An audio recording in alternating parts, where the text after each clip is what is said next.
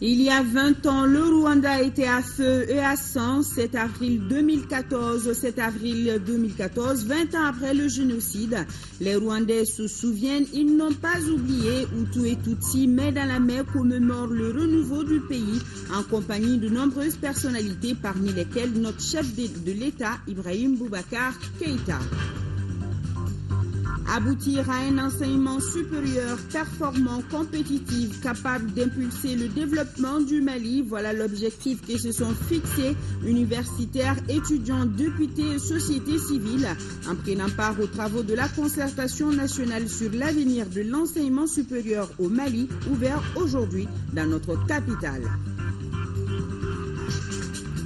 La chronique santé du jour porte sur les nouvelles orientations de l'IOTA, l'IOTA qui s'occupe intégralement de la prise en charge des maladies de l'œil. Voilà pour les titres. Bonsoir à tous. Bienvenue à cette édition que j'ai le plaisir de vous présenter. Et il y a 20 ans, le Rwanda n'avait pas d'avenir, seulement un passé, a souligné Paul Kagame, président rwandais. C'était aujourd'hui lors de la célébration du 20e anniversaire du génocide du pays qui a fait près de 800 000 morts en 100 jours. Le président de la République a pris part à la cérémonie commémorative marquée par une marche de souvenirs, nous indiquent nos envoyés spéciaux Bourama Traoré et Abdul Salam Bambara. 7 avril 2014, le Rwanda se souvient encore. Un jour de souvenir, mais aussi d'hommage aux 800 000 Rwandais, essentiellement Tutsis, tués pendant le génocide. C'était un certain 7 avril 1994. Il y a donc 20 ans. En cette journée commémorative de ces massacres, l'heure est au recueillement et à la prière. La cérémonie funèbre s'est déroulée en 2 séquences. La première, le président rwandais Paul Kagame en compagnie de ses pairs, dont le président de la République Ibrahim Boubacar Keïta, a allumé une flamme au mémorial du génocide à Kigali. Cette flamme restera allumée pendant 100 jours. C'est le temps qu'a duré le génocide.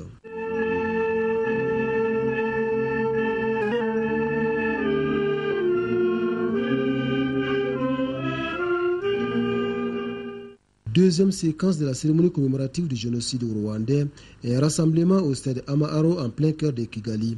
Encore une fois, les Rwandais rendent hommage à leurs compatriotes sous le feu génocidaire. Une mise en scène sur le massacre a permis de rappeler le déroulement de ces événements douloureux. Les âmes sensibles n'ont pas pu canaliser leurs émotions.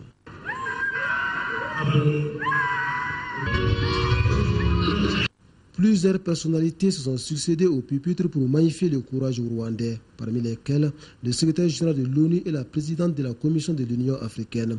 Quant au président Paul Kagame, il s'est adressé à ses compatriotes dans un discours fort et émouvant. Le Rwandais a été torturé, humilié, mais l'esprit rwandais reste vif, dixit le président Kagame, lequel a également mis l'accent sur la réconciliation nationale, d'où son invitation aux Rwandais à s'accepter et à travailler pour le renforcement de l'unité du pays. Et le numéro 1 rwandais de terminer son allocution par ces mots, plus jamais ça au Rwanda. Restons au Rwanda, où la capitale Kigali abrite les festivités du 20e anniversaire du génocide du pays. Le chef de l'État s'est entretenu avec le secrétaire général de l'ONU. Entre Ibrahim Boubacar Keïta et Ban Ki-moon, les échanges ont porté sur les derniers développements de la situation politique et sécuritaire du Mali. Le chef de l'État, que vous allez entendre, se dit très satisfait de la rencontre. Nous l'écoutons au micro de nos envoyés spéciaux, Bourama Traoré et Abdul Salam Bambara. Comme toujours, avec Ban Ki-moon, j'ai de très bons entretiens. Nous venons de faire le point sur la situation dans notre pays. Je lui ai dit mes attentes et je lui ai dit l'évolution récente et je crois que nous sommes bien compris. Je pense que la mission qu'il avait conduite au Mali avec le président de la Banque mondiale, le président de la BAD, notre frère Kaberuka, et d'autres internationaux, où nous avions parlé de la stratégie globale intégrée pour le Sahel, dont je suis le président de la plateforme. De tout cela, nous avons fait le point, nous avons parlé, et je crois que nous sommes bien compris. Il y a aussi le prochain renouvellement du mandat de la MINUSMA. Je crois qu'il était bon que de tout cela, nous connaissions et que nous voyons comment préparer ces futures rencontres. Le Rwanda, vous le savez, est un pays ami du Mali. Pour matérialiser ce fait, un contingent rwandais de l'aménagement est stationné à Gao. Contingent qui n'a pas manqué de commémorer l'événement. Caravane, dépôt de gerbes, de fleurs, témoignages poignants ont été les temps forts de la cérémonie, nous précise notre correspondant sur place, Drissa Kouni. Pour la commémoration du génocide rwandais à Gao, une caravane est partie du siège du contingent des Rwandais de l'aménagement en passant par le boulevard de l'Indépendance pour se joindre au public au carrefour des Martyrs. Les 140 policiers rwandais du maintien de la paix étaient accompagnés par 400 élèves du 8e quartier tout au long du trajet. Le commandant des forces rwandaises et les autorités administratives et politiques de Gao ont procédé au dépôt des gerbes de fleurs sur la place des Martyrs. Au cours de la cérémonie, une minute de silence a été observée par le public à l'instar de tout Rwanda en la mémoire des disparus. On a pris les enfants, les mamans enceintes, le papa, tous, on les a brûlés vifs, on les a égorgés, on les a rejetés dans des puits perdus. Aujourd'hui, nous avons la détermination de dire never again, jamais plus jamais encore. Déclenché le 7 avril 1994, le génocide rwandais a fait disparaître plus de 800 000 Tutsis en 100 jours.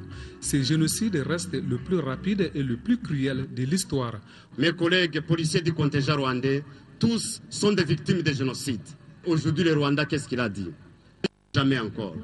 Tous nous sommes des Rwandais, question de Hutus, question de Tutsis. Merci, je salue, go avec ça. Partez. Le contingent rwandais est présent à Gao depuis le 9 novembre 2013.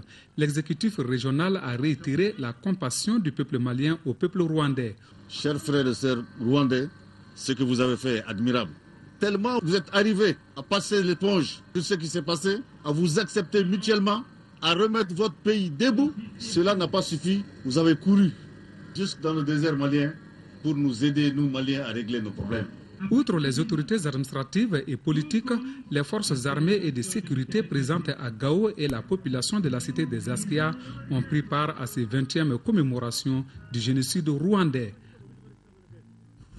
À présent, ce communiqué suite à la nomination de Moussa Mara comme Premier ministre, nous continuons de recevoir les messages de félicitations des partis politiques, groupements de partis et autres organisations de la société civile. Ainsi, le comité exécutif central du parti YLMA, le groupement des partis politiques de la mouvance présidentielle GPP, la Convention social-démocrate CDS Morotigia, l'Alliance pour le Mali, le Conseil national de la jeunesse, CNJ Mali, le parti Convergence d'Action pour le Peuple se réjouissent du choix du président de la République, Ibrahim Boubacar Keïta. Il formule aussi des vœux de réussite à Moussa Mara dans sa mission. Ouverture cet après-midi des travaux de la première session ordinaire de la 5e législature. Lors de cette session, les élus de la nation plancheront sur une vingtaine de projets de loi et trait à la vie de la nation, dont la loi sur la lutte contre la corruption. La cérémonie d'ouverture s'est déroulée en présence du Premier ministre Moussa Mara, les présidents des assemblées nationales du Bénin et du Burkina Faso, ainsi que des présidents des institutions.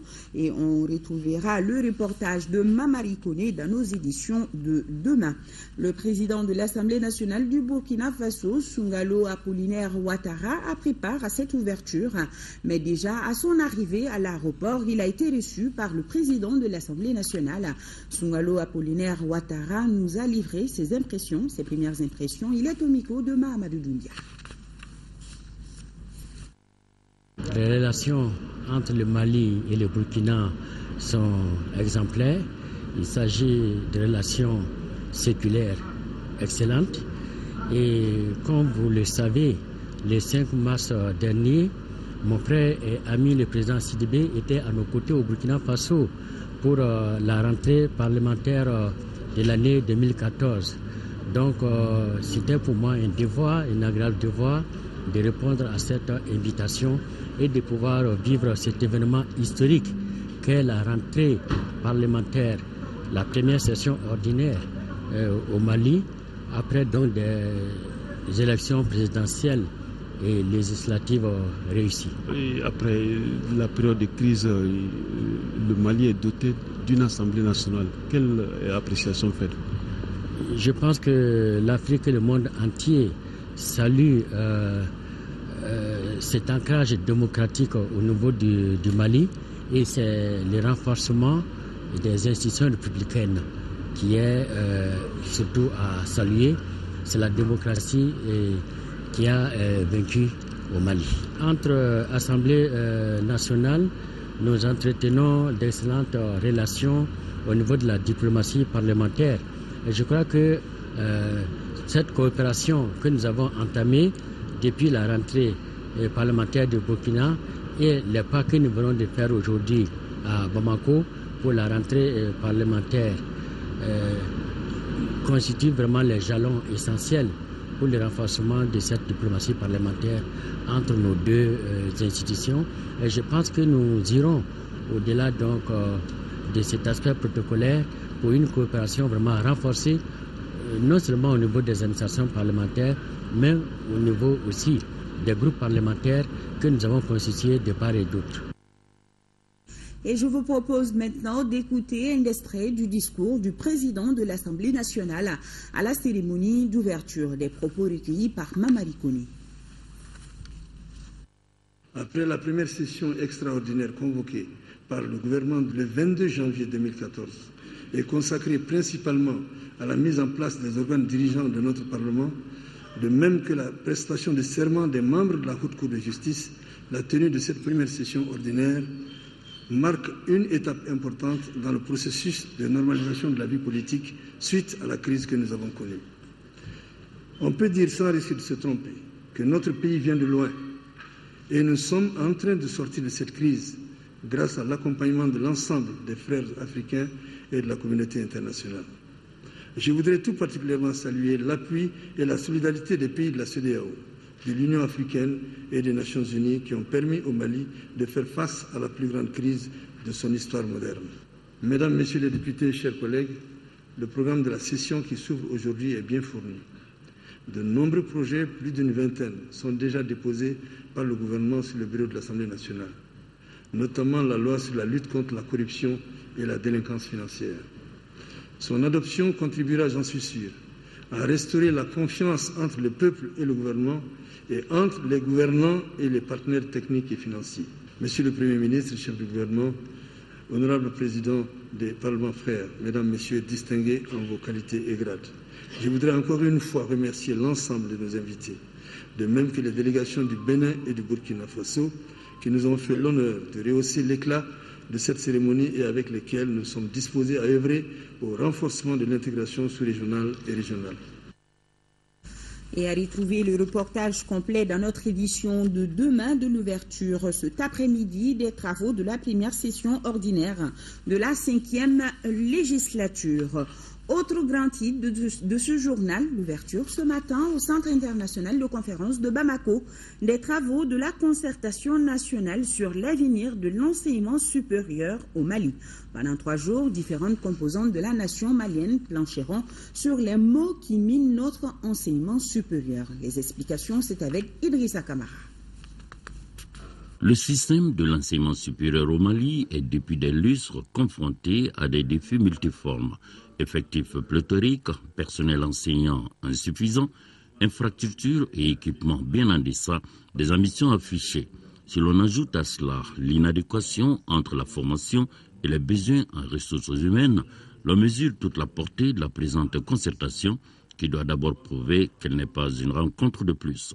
La commission de l'UEMOA, dans le cadre de son programme d'appui à l'enseignement supérieur, PAES, et compte tenu des difficultés récurrentes de nos universités, a proposé à chacun des pays membres d'organiser des concertations nationales pour dégager de façon participative et consensuelle des voies de redynamisation.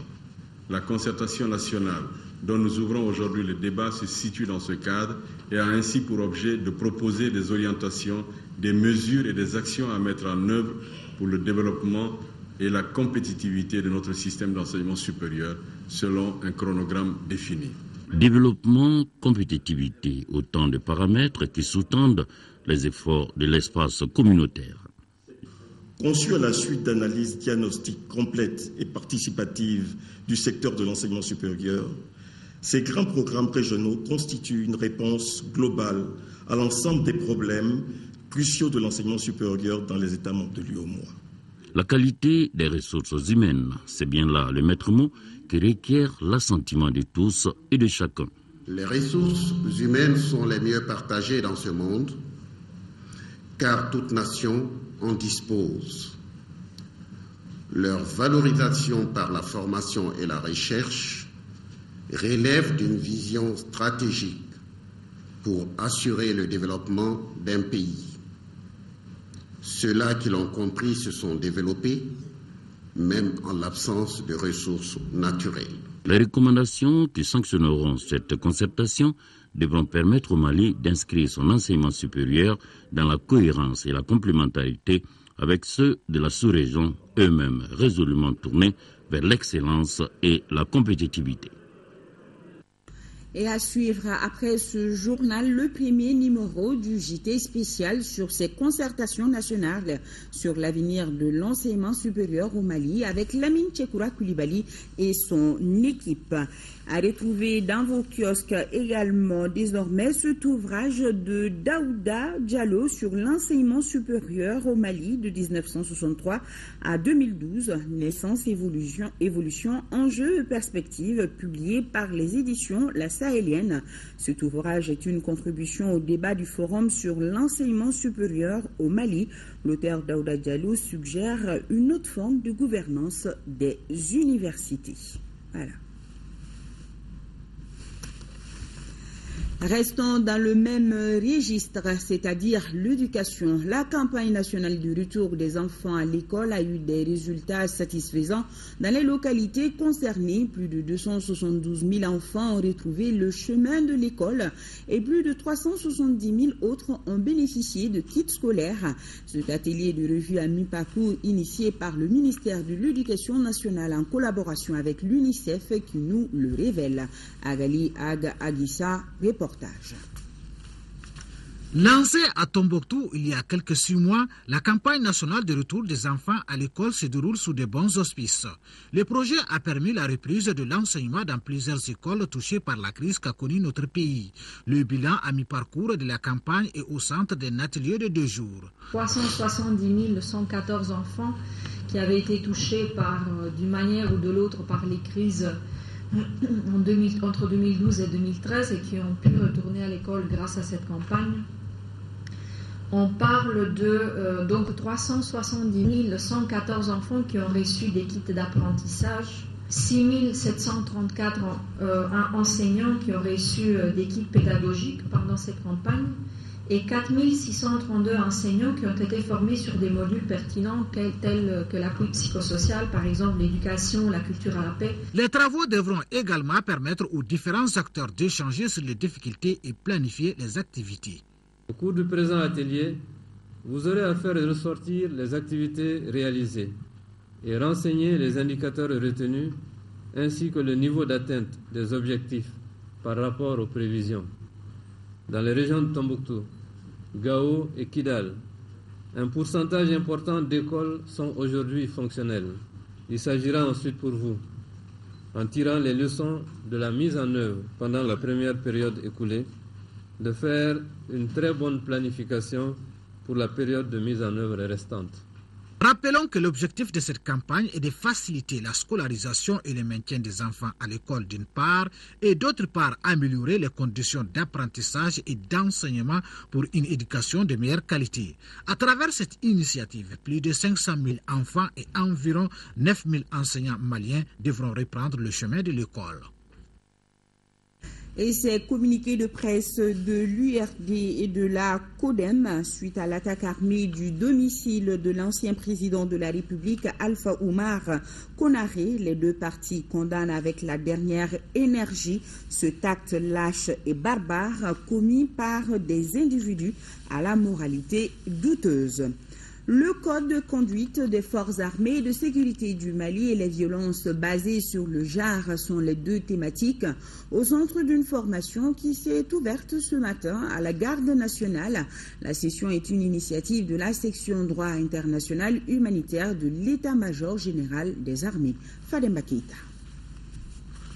Ce renforcement des capacités s'adresse aux détenteurs du BA1 et BA2, c'est-à-dire brevet d'aptitude 1 et 2 de la Garde nationale. Il porte sur les devoirs des forces armées et de sécurité envers l'État, les rapports entre celles-ci et les populations civiles, le droit international humanitaire. Les échanges édifient également les participants sur le contenu du livret du soldat.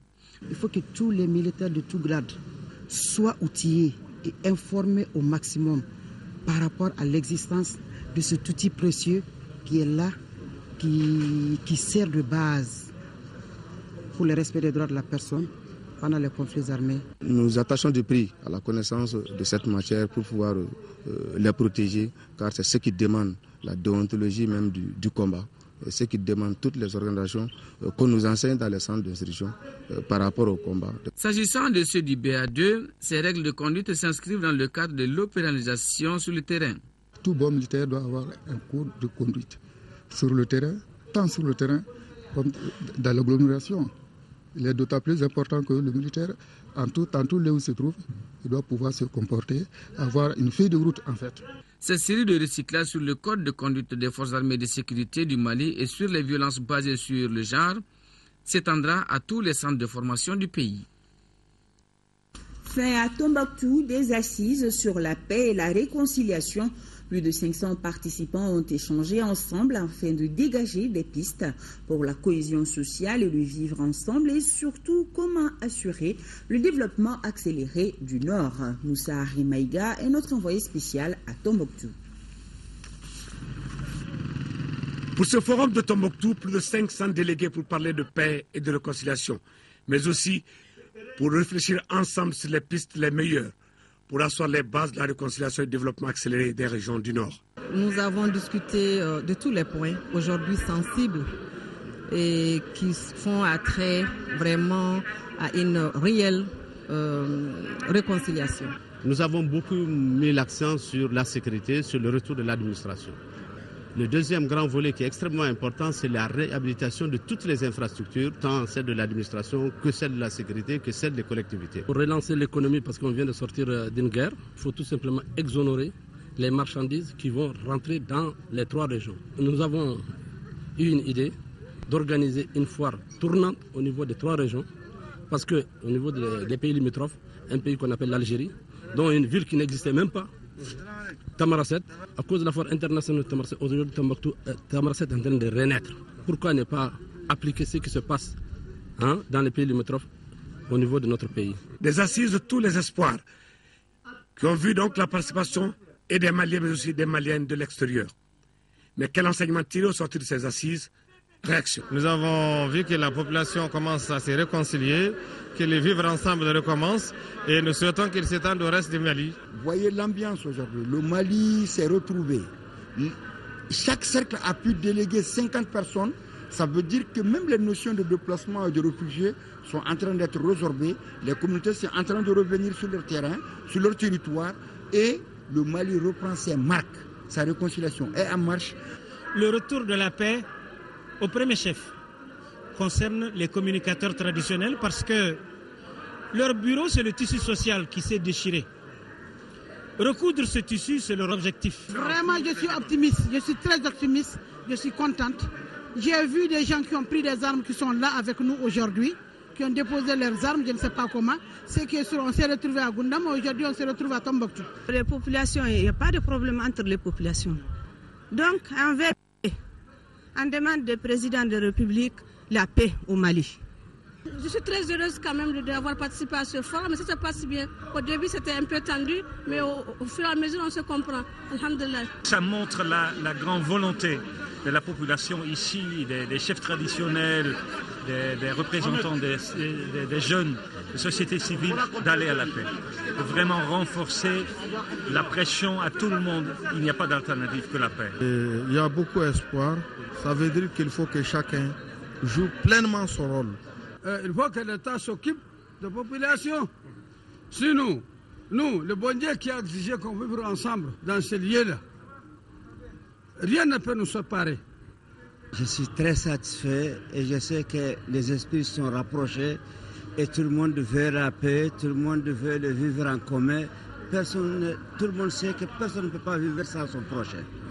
Et je pense que nous sommes sur le bon chemin et que le message que je lance, c'est que les réfugiés maliens peuvent déjà revenir à Tombouctou. En tout cas, les populations sont prêtes à les accueillir. Les assises Tombouctou ont donc vécu avec le secret espoir que chacun y mettra du sien, car la réconciliation nationale et la cohésion sociale est si loin, mais si proche. Merci Moussa Rimaïga. Le directeur général de la police nationale vient de boucler une mission en 6e région. Sur le terrain, l'inspecteur général Amidou Kansaï s'est entretenu avec les forces armées de sécurité, la MINUSMA Serval, avant de visiter le commissariat de la ville de Tombouctou. Adama Djindé a suivi la visite. Par cette visite sur le terrain, le directeur général de la police, l'inspecteur général Amidou Kansaï, est venu féliciter ces hommes pour leur courage et leur détermination. Le DG a visité les locaux du commissariat de la ville de Tombouctou qui souffrent cruellement de moins de travail. Au camp militaire, la rencontre avec l'ensemble des officiers et sous-officiers a permis au colonel Keba Sangaré, chef des opérations militaires, d'exposer la situation sécuritaire de la région marquée par une accalmie. Kansaï a beaucoup apprécié l'esprit de cohésion entre les différentes unités sur place. Quand on voit l'étendue même de sa zone de compétence, enfin, il faut être vraiment outillé, préparé pour assurer ça. J'encourage tous ses collaborateurs, tous ses assistants, puis j'encourage surtout l'esprit avec lequel il fait évoluer des forces aussi différentes que la police, la protection civile, la garde, la gendarmerie, la police, dans un climat de fraternité indicible. Cette mission a permis de constater qu'aucun personnel féminin de la police n'existe à Tombouctou malgré le besoin. Il faut bien que le personnel féminin nous représente à Tombouctou ici. Et rien que pour le respect des procédures, parce qu'un homme ne doit pas fouiller une femme, en quelque occasion que ce soit. Au finish, l'inspecteur général a eu un entretien avec les autorités régionales, la MINUSMA et Serval. C'est le village de Ntahaka, situé à 45 km de Gao, qui a servi de cadre à une rencontre intercommunautaire. Objectif, mettre en place avec les leaders communautaires une stratégie de gestion des conflits dans la commune de Tilit. Boubacar Babli Touré, compte rendu.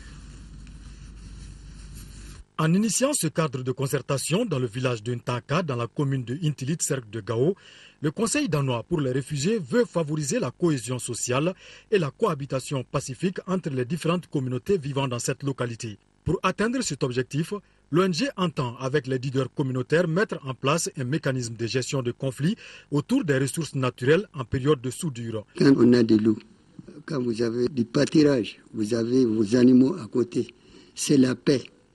Et s'il y a souvent des problèmes entre les communautés, ce n'est pas parce que c'est des gens, ce n'est pas des rancunes. Financé à hauteur de plus de 331 millions de francs CFA par la Confédération suisse avec une contribution du Conseil danois pour les réfugiés, ce programme intervient aussi dans plusieurs secteurs de développement.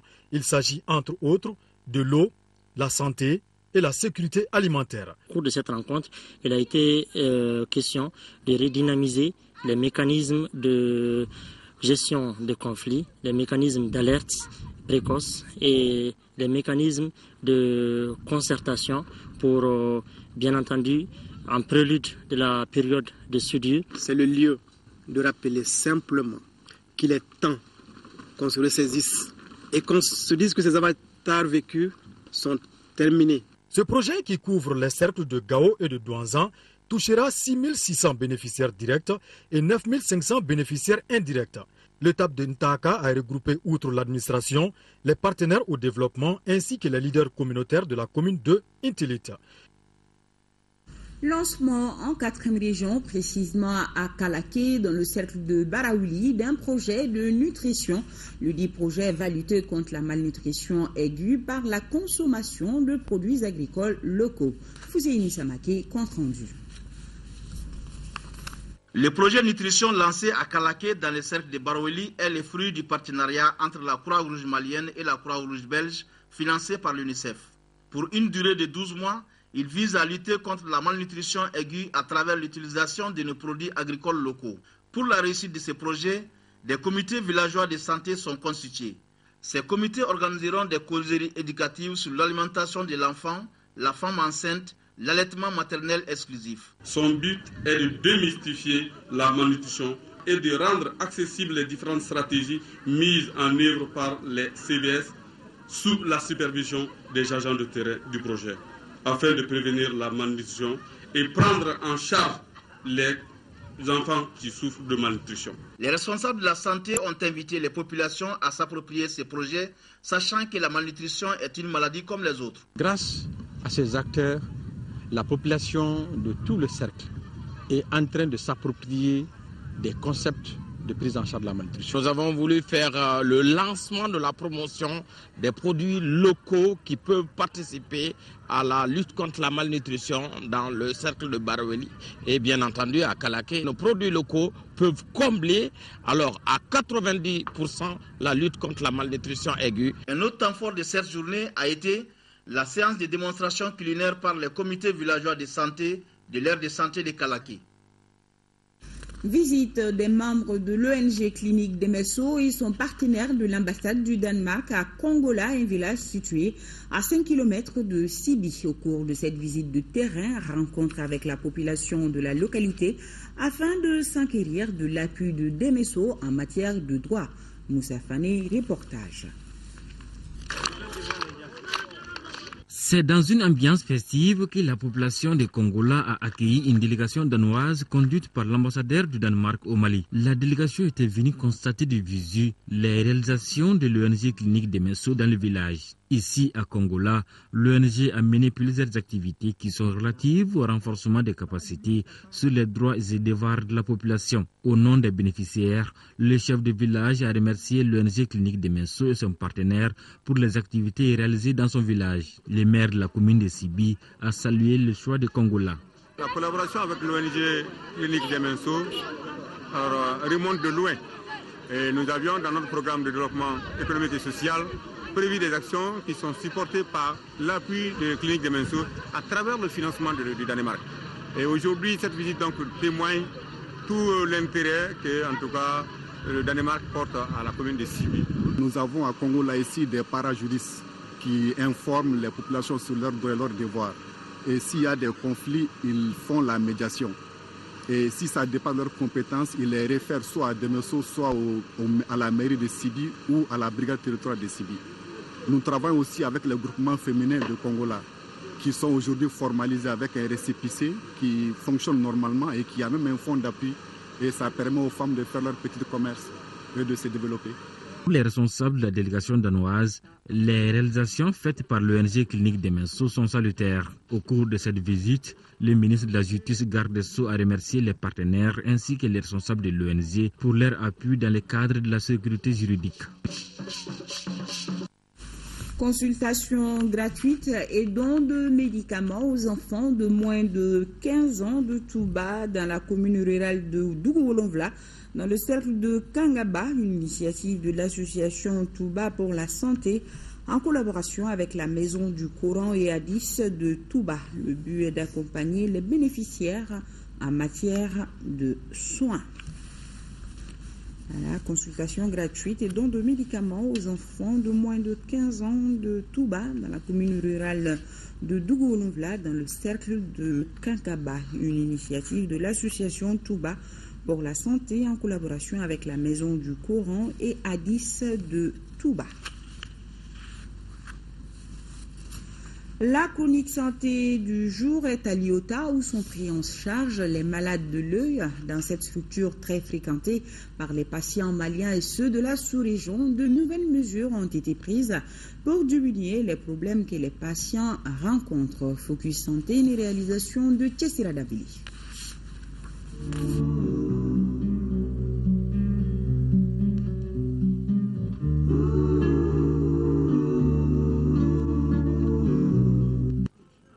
« 26 décembre, salle d'accueil de Liota. À 10h26, on a déjà arrêté d'enregistrer de nouveaux patients dans la file d'attente. Une des nouvelles mesures en cours ici, mais qui ne concerne pas les urgences et les patients opérés venus pour un contrôle. On a constaté que quand on dépasse un certain nombre de patients, donc les gens attendent longtemps et vers 13h, on dit que ça a arrêté. Liota, c'est un centre qui consulte avec les seniors et les étudiants. Donc à un certain moment donné, on doit arrêter la consultation pour aller faire autre chose. Et les mardis et les jeudis, nous avons trop d'usagers. Il y a les nouveaux malades, les anciens et les opérés. On doit voir. Or, les opérés à partir de midi, les mardis, on les prend, les jeudis, on les prend. Il s'agit de l'une des mesures prises par la direction de l'Institut pour faire face à certains problèmes rencontrés par les patients. L'initiative est d'un directeur bien au fait des problèmes pour avoir franchi les différents échelons de l'administration de Liota. Le problème qui était là, c'était la file d'attente. Les patients y viennent. Et si vous devez faire, par exemple, 30 minutes pour être servi à travers une consultation, vous restez toute la matinée. Vous restez toute la matinée et souvent, vous n'êtes pas servi, vous êtes obligé de passer le lendemain pour le même service. L'objectif est que le patient ne tourne plus ici en rond avant d'être renvoyé à un autre jour. Par la même occasion, réduire les fuites de ressources. Ainsi, la direction a pris un ensemble de mesures pour s'attaquer aux problèmes rencontrés. En multipliant les guichets, premièrement, et deuxièmement, et en instaurant un ordre de service par la création des afficheurs. Donc quand le client y vient, il est accueilli par un service appelé le service d'accueil où il y a 2 agents qui catégorisent les patients en nouveaux patients et en anciens patients. Alors, les clients, ils prennent leur ticket eux-mêmes et ils attendent. Dès que les afficheurs annoncent leur numéro, et ils sont servis à partir des guichets. Désormais, il y a plus d'affiches dans la salle d'attente où les prix des différents services, consultations, analyses, interventions chirurgicales ainsi que les heures de visite sont clairement affichées depuis déjà 3 mois. À la date d'aujourd'hui, nous sommes arrivés à diminuer de façon drastique l'effectif des attentes. Donc, on peut voir par jour 2 ou 3 malades qui doivent revenir le lendemain. Et c'est là, souvent, c'est indépendant de la volonté du personnel. Peut-être pour d'autres examens, le rendez-vous est donné aux patients. Satisfaire les patients, mais aussi songer à la motivation à laquelle on a droit à travers les ristournes prévues par les textes. Mais si tout ce circuit paraît long et compliqué, il existe légalement les moyens de l'éviter. Prendre un rendez-vous avec le médecin de son choix et à une date qui vous convient, mais à condition d'être prêt à payer plus cher.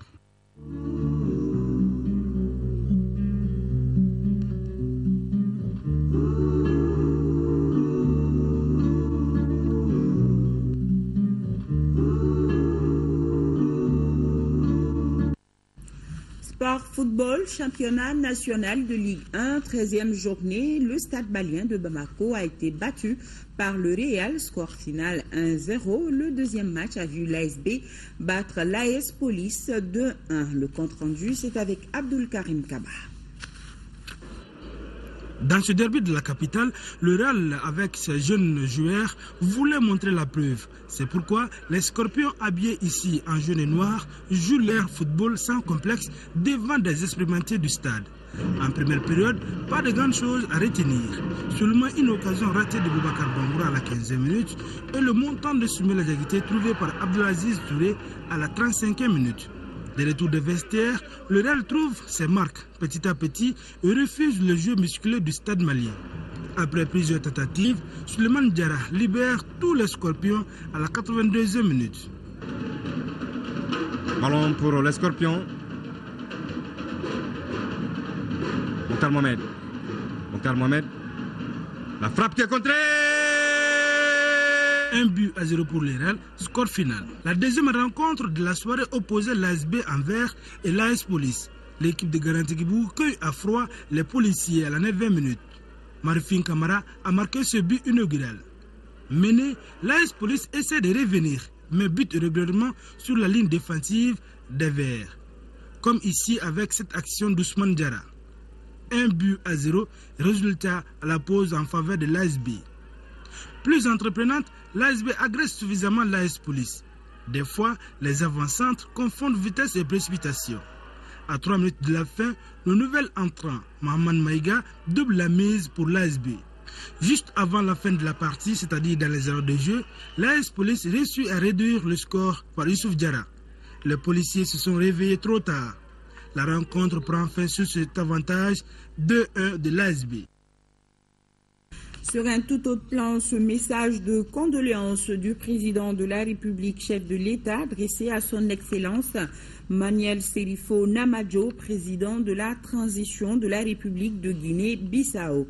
C'est avec une profonde affliction que j'ai appris le décès de son Excellence Koumba Yala, ancien président de la République de Guinée-Bissau, survenu dans la nuit du jeudi 3 au vendredi 4 avril 2014, à l'âge de 61 ans. En cette douloureuse circonstance, je voudrais au nom du peuple du Mali, de son gouvernement et en mon nom propre, exprimer à votre Excellence, au peuple ami de Guinée-Bissau ainsi qu'à la famille du défunt durement éprouvé, mes condoléances les plus attristées et m'incliner devant la mémoire de l'illustre disparu, tout en formant des vœux sincères pour le repos de son âme. Je vous prie, Monsieur le Président et chers frères, de croire en ma très haute et fraternelle considération, signée Ibrahim Boubacar Keïta.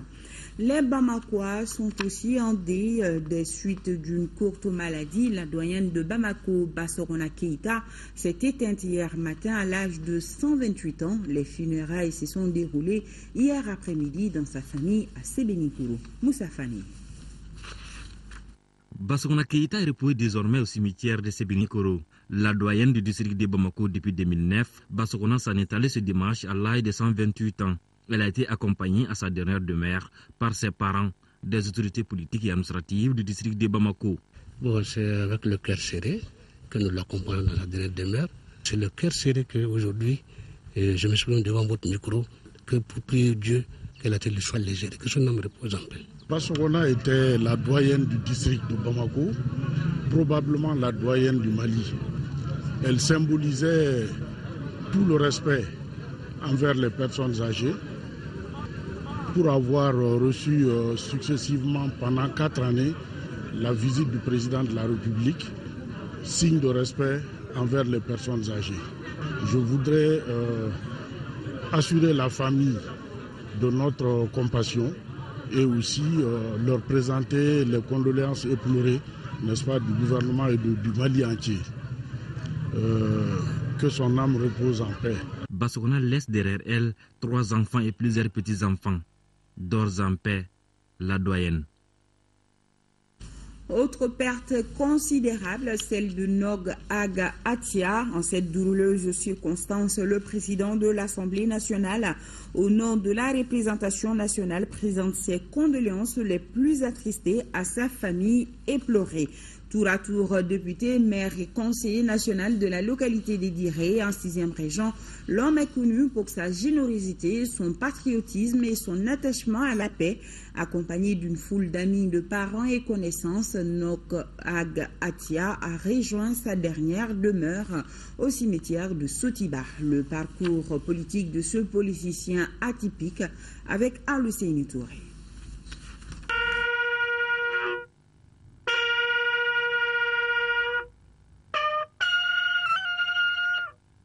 Nok Ag Atia vit le jour, voilà 76 ans à Diré. N'ayant jamais fréquenté l'école formelle, il est pourtant l'un des hommes politiques maliens les plus remarquables de notre temps. Il aura traversé toute la vie politique du Mali, de la première à la 3e République. Il va multiplier les mandats. Ses amis retiennent de lui une générosité à toute épreuve. On peut dire que même pour avoir un homme comme Nok au Mali, ce n'est pas facile. Un homme honnête, conscient, tolérant, social. On n'a jamais vu quelqu'un comme Nok. Ce que je retiens de lui, c'est sa générosité. Personne ne peut vous parler de Nok sans vous dire que c'est l'un des hommes les plus généreux du Mali. Nok partage tout, donc il ne peut pas garder quelque chose pour lui. Vous remettez tout de suite 10 millions à Nok dans 2 heures, si vous revenez, vous trouvez qu'il n'a pas un franc dans sa poche. Dès que l'ouverture démocratique a été consacrée, il n'a connu que son parti, l'ADEMA-PAJ, au nom duquel il a lutté, par lequel il a lutté, pour bâtir Diré, pour bâtir le Mali. Et j'ai compris aussi que l'homme était un symbole dans sa localité, dans la mesure où il a été pratiquement élu à tous les postes électifs auxquels il a prétendu. Nok n'est pas fils de la seule localité de Diré. Son envergure dépasse de loin les limites de sa région natale. J'ai parlé hier seulement à 13h avec lui et on a parlé du Mali et rien que du Mali. Il est mort pour le Mali. Il a une seule passion, le Mali, dans sa gestion administrative, car il fut chef de fraction, le Mali politique, car il a été un élu. Depuis le retour à une vie constitutionnelle normale en 1979.